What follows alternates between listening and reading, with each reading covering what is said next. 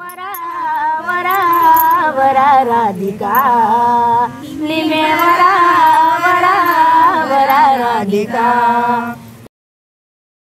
ग्रामसभा पाचगाव हे चंद्रपूर जिल्ह्यातील गोंडपिंपरी तालुक्यातील छोटंसं गाव। या गावची लोकसंख्या 251 असून 80% मजूर वर्ग आणि 20% शेतकरी वर्ग, त्यामध्ये 72% आदिवासी आणि 28% इतर पारंपरिक।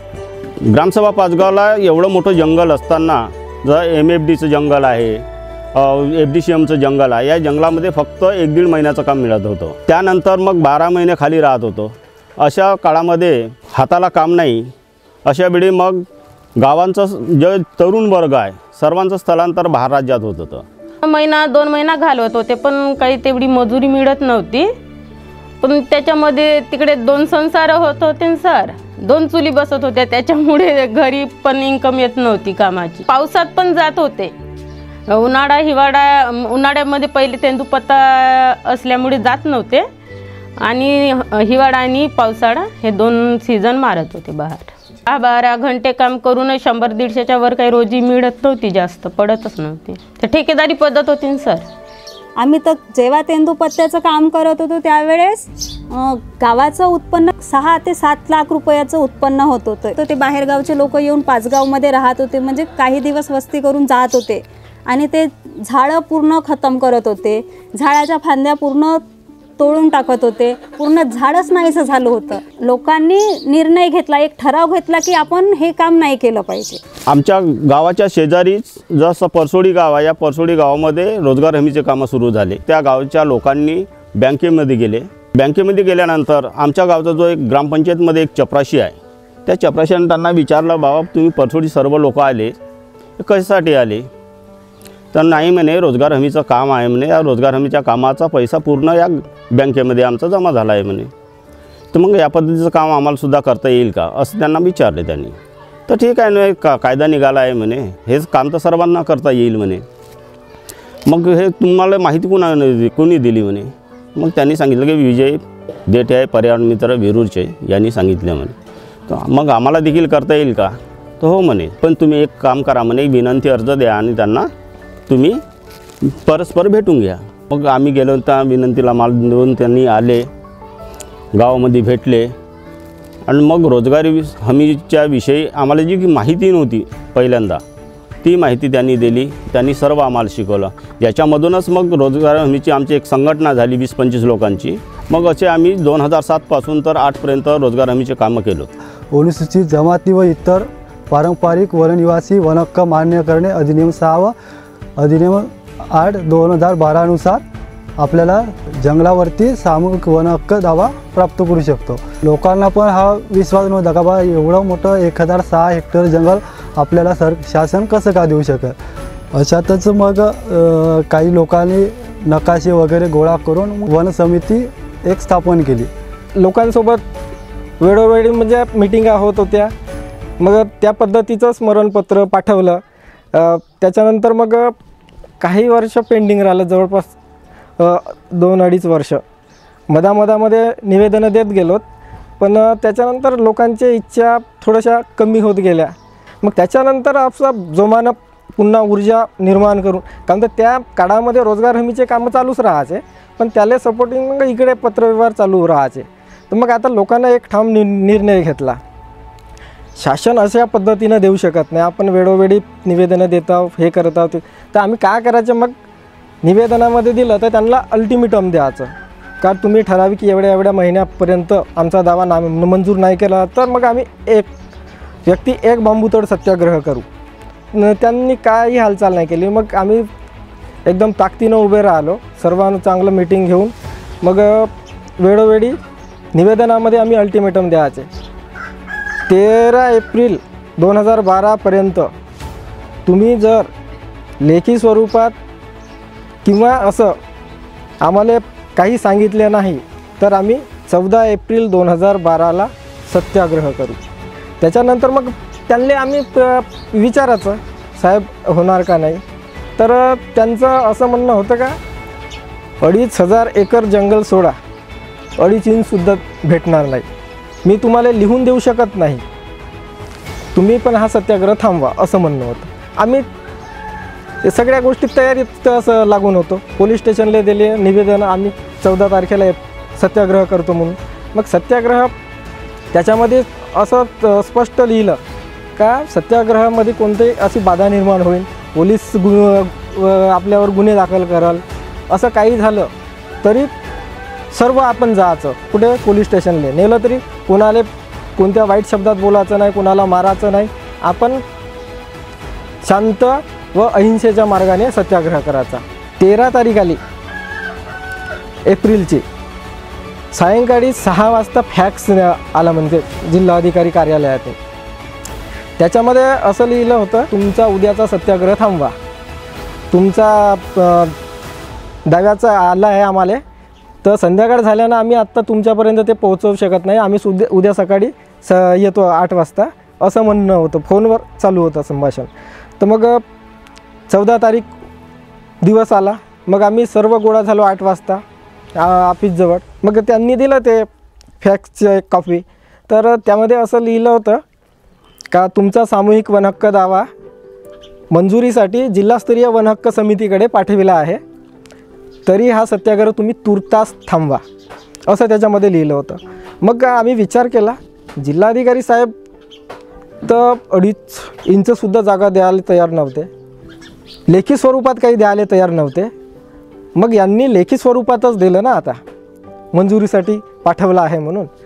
तर मग लोकांनी विचार केला, त्यांच्या त्या पत्राला मान दिला आणि तो सत्याग्रह थांबवला. मग तो दावा चर्चेत होता, पण मान्य पण झाला. पण आपला गाव छोटा असल्याच्यानं ते हा कार्यक्रम, एवढा मोठा कार्यक्रम आपण इथे घेऊ शकत नाही बा.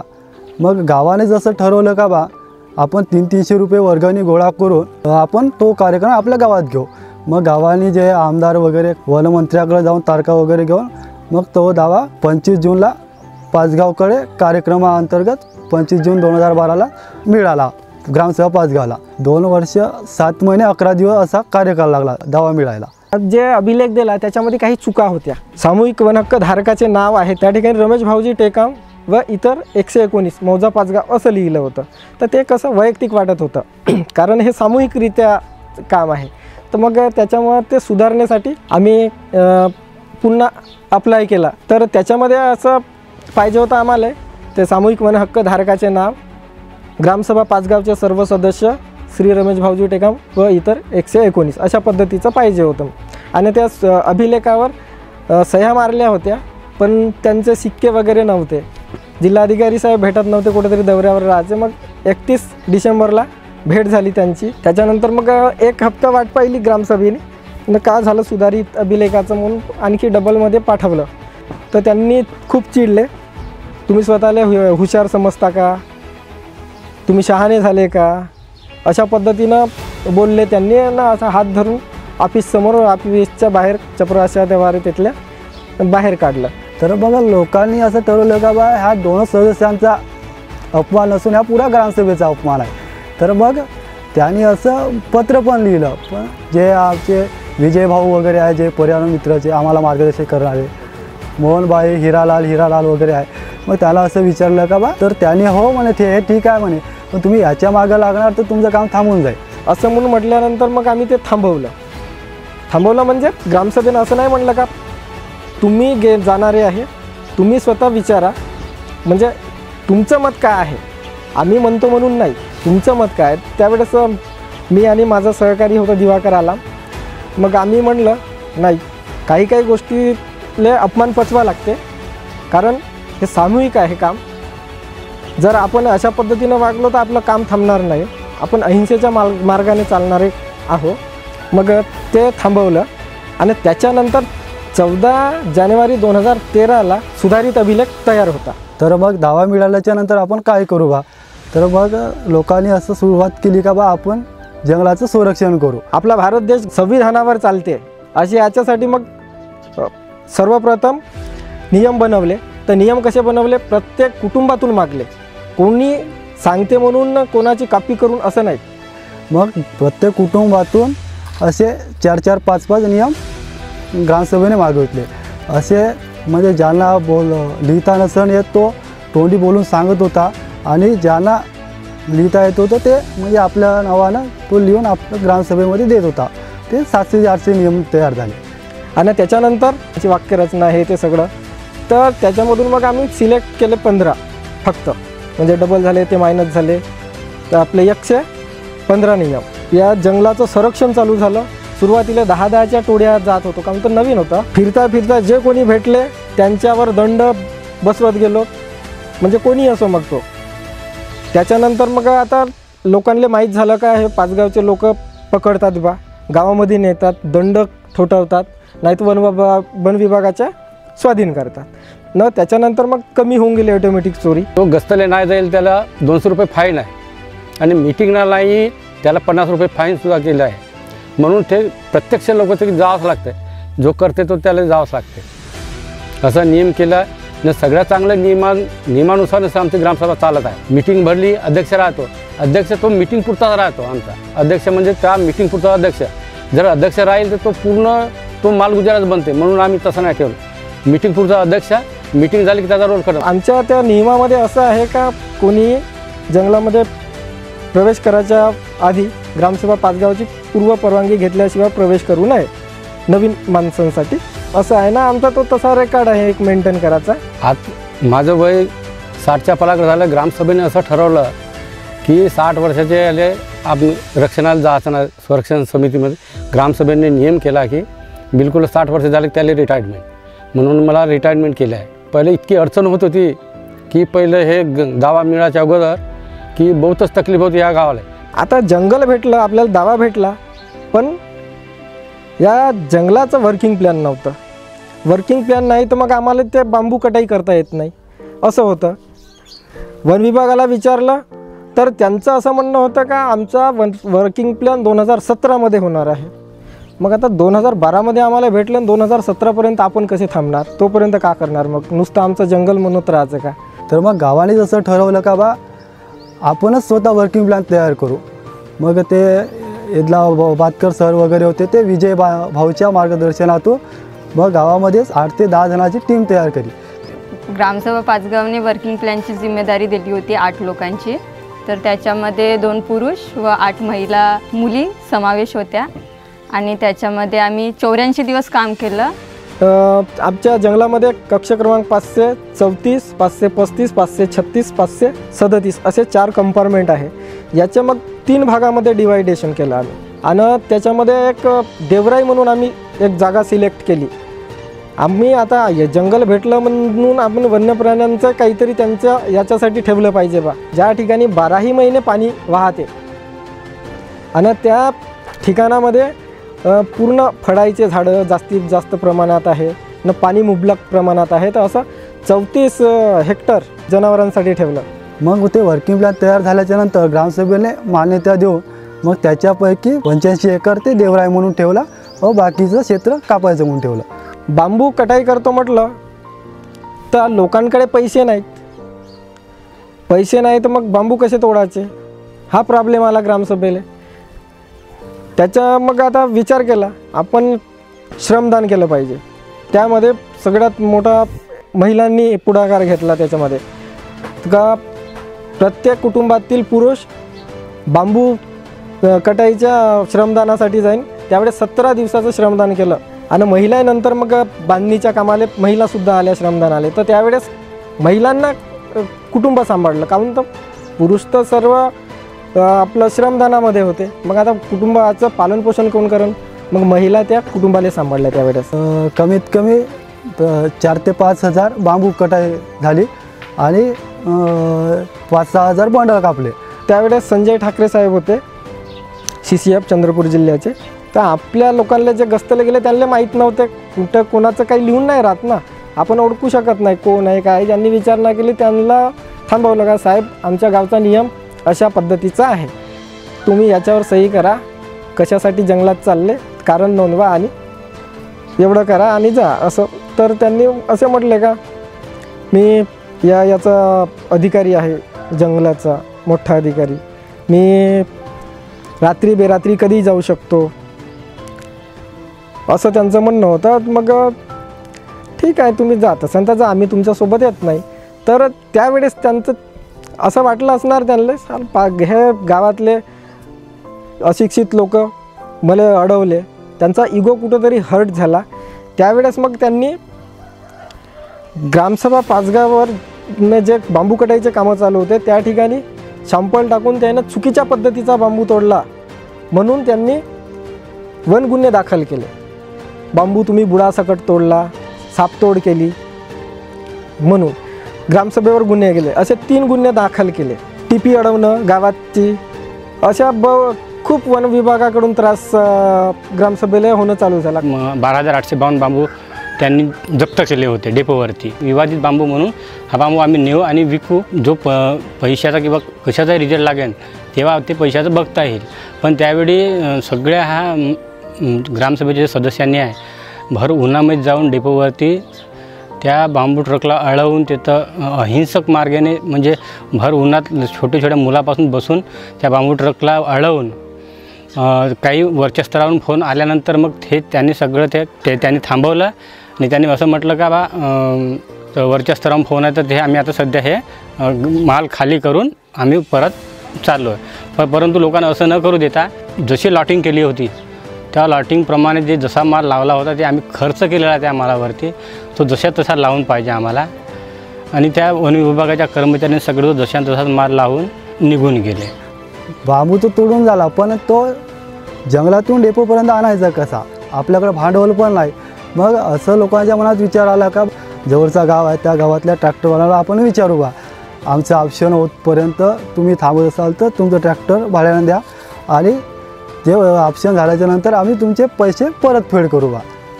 तर मग त्यांनी असे उराडे म्हणून होते तो गावचे, मग त्यांनी हो म्हटलं, त्यांनी होकार दिला का बा आमचं ट्रॅक्टर घेऊन जा तुम्ही.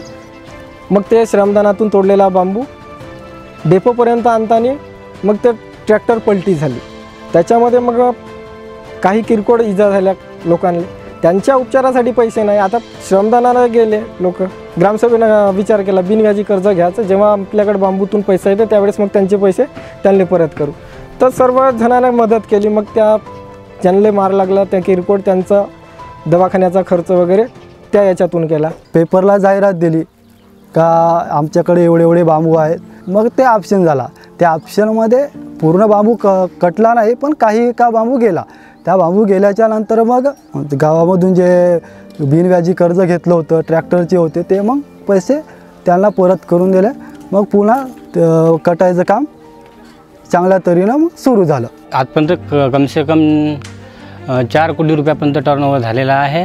तर त्या 4 कोटी रुपयामधून ग्रामसभा पाचगावने स्वतःच्या मालकीची एक ट्रॅक्टर बांबू वाहतुकीकरिता घेतलेली आहे व त्यातून जो आपलं काही प्रोसेसिंग युनिट तयार करायचे असेल, समजा ऑफिसचे काम असेल किंवा एखाद्या व्यक्ती घरी ठेवणे ऑफिसचे सगळे कागद डॉक्युमेंट्स, किंवा आता स्वतःचा ऑफिस तर बनला आहे पण जो बाकी प्रोसेसिंग युनिट जो तयार करायचे आहेत तर त्यासाठी जागा उपलब्ध नसल्यामुळे आता सध्या हा गावाशेजारी जी जागा लागलेली आहे ती जागा ग्रामसभेने व्यवस्थापनासाठी घेतलेली आहे.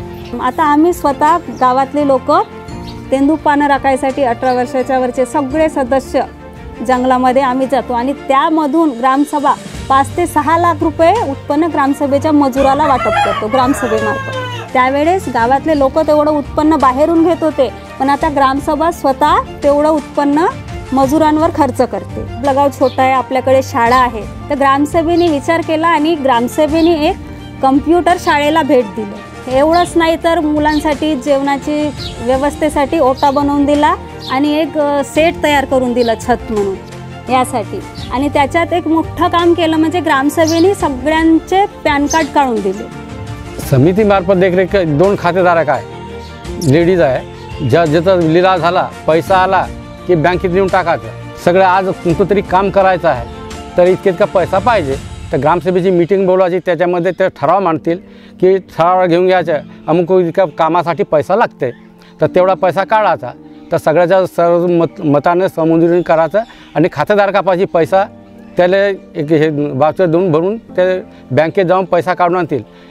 पैसा काढल्यानंतर तो पैसा त्या ठेवत नाही, तो आणून कॅश पेटी कॅशवाल्याकडे देते. ते नंतर त्याच्यावर देखरेख राहते. पेटी कॅश फक्त ठेवायचा अधिकार आहे त्याला, ते खर्च करायचा अधिकार नाही. मग कोणतं कामाचा द्यायचं सगळ्याच्या मिळून ते सहमतीने पैसा देता येते. पगार करायचं असो की सगळंच करायचं असेल तर म्हणजे याच्यामध्ये चार आणि पैसे कोणी खातो मला तर खाता येत नाही, पारदर्शकता बहुत आहे. कोणाला एखाद्याला अर्जंटली बिमार पडला तर त्याला आम्ही 20,000पर्यंत त्याला पैसे देऊ शकतो. ग्रामसभेचा आमचा ठरावच केला आम्ही तसं. असे आत्ता 1 लाख रुपये वाटून आहे आमच्या गावात, तेही बिनव्याजी. त्याच्यानंतर तो त्याच्या क्रमांकाप्रमाणे तो देईल, पण त्याला तंगी नाही, म्हणजे त्याचा अडचण भागवू नये. ज्यावेळेस जंगलामध्ये आग लागते त्यावेळेस महिला पुरुष सगळेच रात्री बेरात्री जेव्हा जे काही वेळ येते त्या वेळेमध्ये ग्रामसभेचे सगळे सदस्य जंगलामध्ये आग विझवण्यासाठी जातात. ग्रामसभेमध्ये एवढं समान हे ठेवलं आहे का पुरुषच नाही तर त्याचबरोबर महिला मुली मुलं हे सगळे बरोबरीने असले पाहिजे. इथे कोणालाच कमी नाही जास्त नाही. मकर संक्रांतीचा सण म्हणून आम्ही साजरा करतो दरवर्षी. त्यामध्ये आम्ही कबड्डीचे सामने पुरुषांसाठी घेतले, त्यामध्ये महिलांचाही खूप चांगला सहभाग होता त्याच्यामध्ये. आणि त्यावेळेस महिलांचे पण 1-2 असे सामने घेतले होते कबड्डीचे. त्या काळामध्ये ट्रॅकसूट सुरुवातीला 50% सूट देऊन नाही का पुरुषांसाठी महिलांसाठी ट्रॅकसूट खरेदी केलं. ट्रॅकसूट आणि त्याचबरोबर शूजसुद्धा, आणि महिलांना साड्या, काही महिलांना पातळ आम्ही केल्या. कार्यक्रमसुद्धा घेतला आम्ही, सांस्कृतिक कार्यक्रम म्हणून. आणि तेव्हापासून आम्ही मकर संक्रांतीचा सण हा मोठ्या प्रमाणात चांगल्या दरवर्षी हा साजरा करत जातो. आणि सामूहिक भोजन असते त्यावेळेस. आता समोर एक आणखी दावा टाकलेला आहे आम्ही, 3 कंपार्टमेंट 18, 21, 22 हे 3 कंपार्टमेंट टाकलेला आहे. आता त्याचा अजून पाठपुरावा हवाच आहे. सामूहिक वन हक्क मिळाला आहे तेव्हापासून आमच्या गावचं स्थलांतर बंद झालं आहे. पहिलं नाही का मस्त अशी गंभीर परिस्थिती होती आपली, आता तेवढी नाही आहे. पुढे अजून फॅक्टरी आता बनवतो म्हणता मोवाची, हे भूतगंजाचं तेल काढायचं खरेदी करायची तयारी आहे. गोमतीराचं हे होतं फवारणी करायसाठी, मशरूम याची बी करायची तयारी आहे. वरा राधिका निमे वरा वरा वरा राधिका कृष्णाने सारी सुरानू रे राधिका बस के वायो रे कृष्णाने सारी सुरानू रे राधिका बस के वायो रे कृष्णाने सारी सुरानू रे राधिका बस के वायो रे नंद मामा जी ने है नंद मामा जी ने नंद मामा जी ने निमे वरा वरा वरा राधिका निमे वरा वरा वरा राधिका कृष्णाने सारी सुरानू रे राधिका बस के वायो रे कृष्णाने सारी सुरानू रे राधिका बस के वायो रे